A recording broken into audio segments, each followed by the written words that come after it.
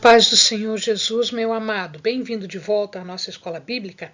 Nós estamos estudando a carta de Paulo aos Gálatas.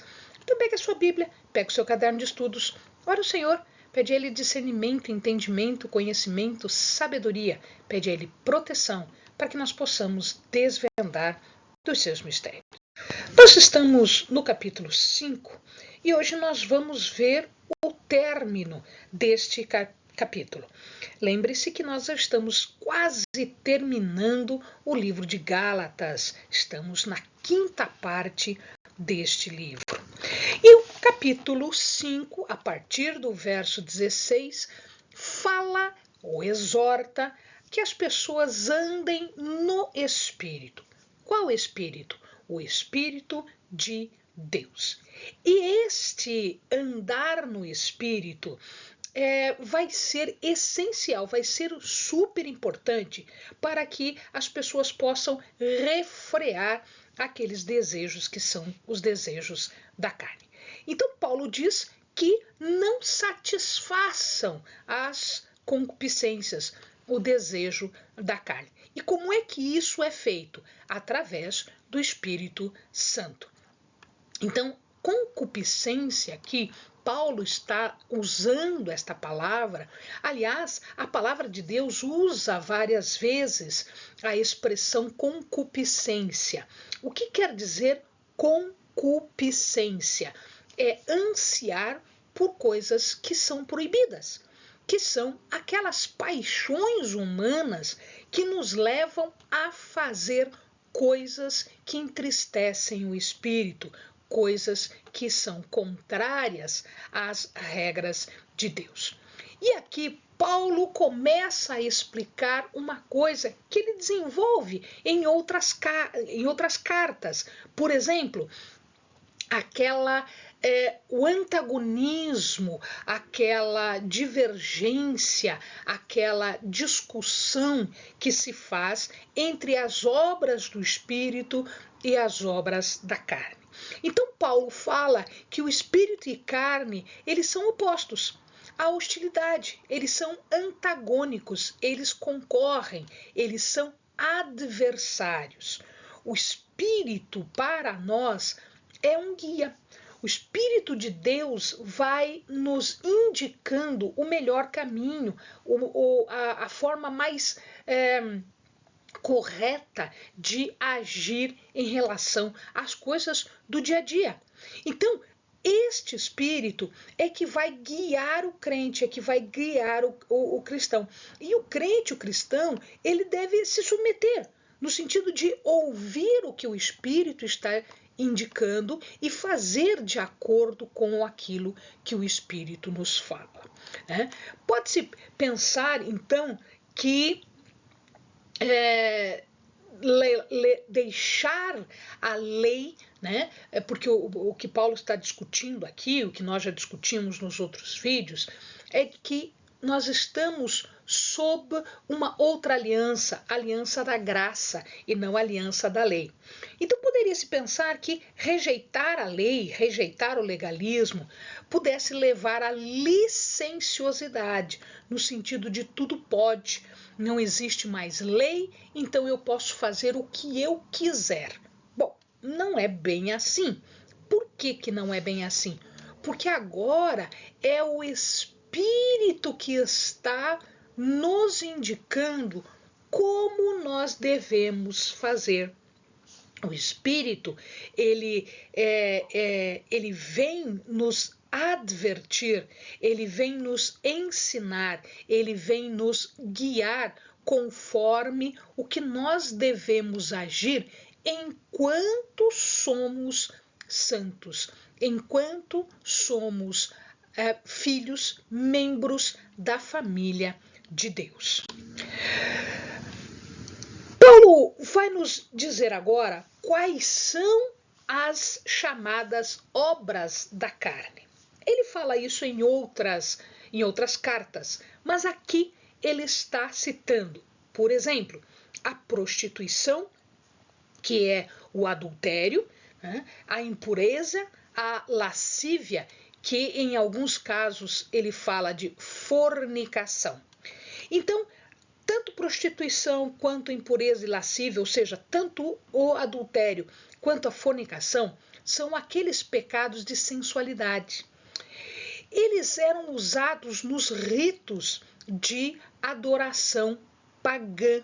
Portanto, se fazia a prostituição chamada sagrada nesses ritos. Existiam deusas e deuses que exigiam então essa prostituição como forma daquele adorador adorar a divindade. Portanto, ela remontava, então essa prostituição, essa impureza, remontava aos ritos pagãos. Fala sobre idolatria e feitiçaria, né? Aqui, naquela época, se usava muitas drogas, faziam com que a pessoa saísse da sua realidade. Então são exemplos também de pecados que aconteciam no culto pagão. Inimizades, contendas, pelejas, dissensões, são todos pecados sociais. São aquelas rixas e aquelas confusões que as pessoas que não têm Deus, que não são levadas pelo Espírito Santo, elas acabam cometendo, elas acabam fazendo. Elas estão em constante briga, constante peleja, constante dissensão, ou seja, elas estão brigando o tempo todo umas com as outras. Depois Paulo fala sobre ciúmes, iras, invejas, discórdias. Esses pecados são atitudes mentais. Então, a pessoa ciumenta tem dentro de si esse espírito de ciúme.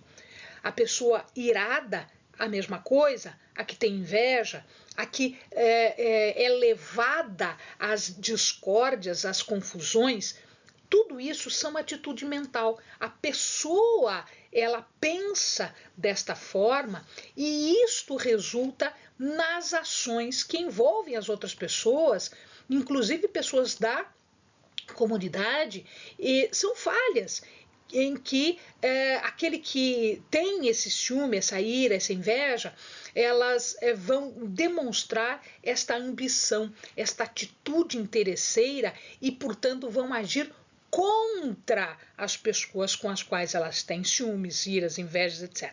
Hoje nós vemos no nosso dia a dia inúmeros crimes que são originados disso aqui.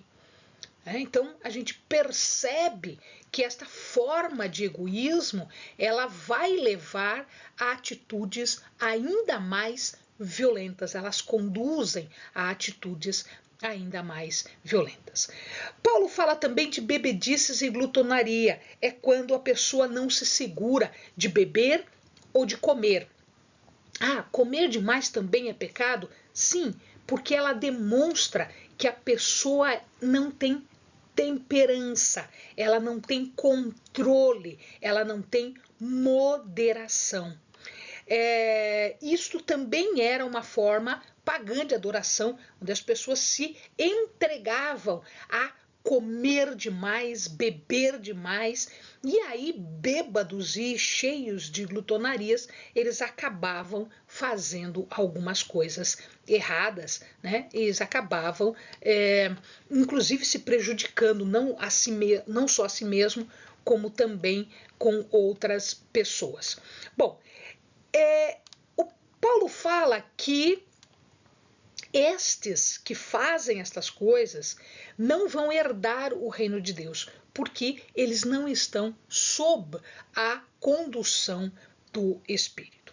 E estes pecados, essas obras da carne, ele não chama de pecado, ele chama de obras da carne, né? Ele também está de acordo com a lei, ou seja, a lei também fala destas coisas, né? Os padrões morais dos judeus eram muito mais altos do que de todos os outros povos, de todas as outras nações.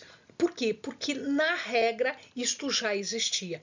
E este tipo de obras era muito comum nas nações em volta do povo, inclusive na época de Paulo. Bom, em contrapartida, aqueles são obras da carne. Em contrapartida, nós vamos ter os frutos do Espírito. Tudo aquilo que vem ou advém do Espírito. Veja, por que lá é obra da carne e aqui é fruto do Espírito? Qual seria essa diferença entre obra e fruto? Obra é o que o homem faz. Fruto é aquilo que vem, que é originado de um espírito que está agindo sobre a pessoa. Portanto, ele envolve um crescimento espiritual que é dado por Deus e não aquilo que nós fazemos por nós mesmos. Ou seja, nós sendo guiados pelo Espírito, nós produzimos frutos, porque ele vem do Espírito. Então aqui nós vamos ter o amor, que é um dos grandes frutos do Espírito, e agora eu vou remeter o amado para o vídeo onde nós falamos sobre a carta de Paulo aos Coríntios. Então, o amor ele é discutido por Paulo com mais detalhes em 1 Coríntios 13. O amado já tem à sua disposição este vídeo. É só abrir e usufruir então dos ensinamentos de Paulo para os coríntios. Também alegria e paz, ou seja, ao contrário daqueles problemas mentais, a alegria e a paz é uma serenidade mental. Nós estamos tranquilos, nós estamos alegres e em paz, porque há serenidade. Longanimidade é perseverança, é resistência. Essa palavra aparece várias vezes. Então, quando a palavra fala em longanimidade, o que ele está falando? Ele está falando de perseverança, em não desistir. Ele está falando de resistência, de não se deixar abater pelas tensões, pelas afrontas, pelas pressões da vida. Benignidade e bondade. Aqui, alguns dizem que benignidade e bondade é a mesma palavra. Talvez haja alguma diferença de profundidade, de ser mais profunda ou menos profunda. Fidelidade. Fidelidade é não só fidelidade a Deus, mas é também uma fidelidade aos padrões de verdade. E uma fidedignidade, uma boa fé quando você tratar com outras pessoas. Então, sermos fiéis, fiéis ao Senhor, fiéis aos mandamentos, fiéis aos ensinos que nós temos acesso. Mansidão é aquela brandura com a qual nós tratamos as pessoas e com a qual nós nos submetemos à vontade de Deus. A mansidão aqui é vista como o contrário de ira. E aí, o domínio próprio sobre os desejos do ego, os desejos da pessoa. Às vezes, as pessoas são egoístas e tudo que ela faz leva a querer tirar vantagem para si e não partilhar o que de bom existe com os irmãos, com as pessoas. Bom, Paulo diz que contra os frutos do Espírito não há lei. O que ele quer dizer? Que o fruto do Espírito é uma resposta, àqueles legalistas de Gálatas. Não há necessidade que tenha lei. Não precisa estar escrito todas estas coisas. Contra eles não há lei, no sentido de que não preciso explicar para vocês. Já que eles são legalistas, Amados, não há necessidade de você falar que precisa ser cordato, que precisa ser amoroso, que precisa ser fiel, que precisa, né, agir com amor, fidelidade, perseverança, etc. Tudo isso, ele é lógico, ele é decorrente do Espírito que age sobre a pessoa. Portanto, Cristo, ele introduz um relacionamento inteiramente novo. Ele vai colocar na prática todas aqueles ensinamentos que já estavam na lei. Aquilo tudo já é concordância. Portanto, o agir de forma com amor, etc., isso já está lá no Decálogo. Né? O próprio Cristo diz que, o que diz a lei? Né? Quando estava se discutindo, o Cristo fala, o que diz a lei? Amarás o Senhor teu Deus, né? De todo o coração, de toda a tua alma, de todo o teu espírito. E um segundo a este, semelhante a este, que é amarás o teu próximo. Ou seja, tudo isso já estava na lei. Ele tinha que ser convenientemente interpretado. E foi isto que Cristo veio fazer. Ele introduziu esta releitura, essa reinterpretação da lei em conformidade com este ensino de amor que ele veio fazer. E apesar de tudo, né, de tudo que nós fizemos para ele, ele realizou na cruz, morrendo por nós, por amor. Portanto, a crucificação da carne, das suas paixões, das suas concupiscências, é possível mediante essa identificação com Cristo crucificado. Então, crucificaram a carne no sentido de que tudo isso que era errado já está crucificado na cruz junto com o Senhor. E agora, o que vem? Agora vem as obras, né? Os frutos do Espírito, porque a obra da carne já foi crucificada. Então agora vem os frutos do Espírito. E aí Paulo fala, no final do capítulo, ele fala, né? Já que nós vivemos no Espírito, uma vez que a carne foi crucificada, o que é que nós estamos fazendo agora? Agora nós estamos vivendo no Espírito. E a vida no Espírito leva em conta as responsabilidades que nós temos enquanto já crucificados em Cristo e, portanto, vivendo de uma forma diferente. Então, Paulo diz que nós devemos andar em Cristo. O que significa andar em Cristo? Significa que nós devemos aplicar aqueles ensinamentos que Cristo veio não só falar, mas também demonstrar para nós. Significa que não é só saber, é viver, o andar no sentido de vivenciar, andar no sentido de estar em comunhão permanente com Cristo e os seus ensinamentos. Então, no final, Paulo exorta não só os leitores gálatas, mas como nós hoje, né, a evitar cobiça, provocação, desafio, inveja. Nós devemos andar, sim, no Espírito, em conformidade com os frutos do Espírito. É isso que nós devemos buscar. Amém, amados? Bons estudos.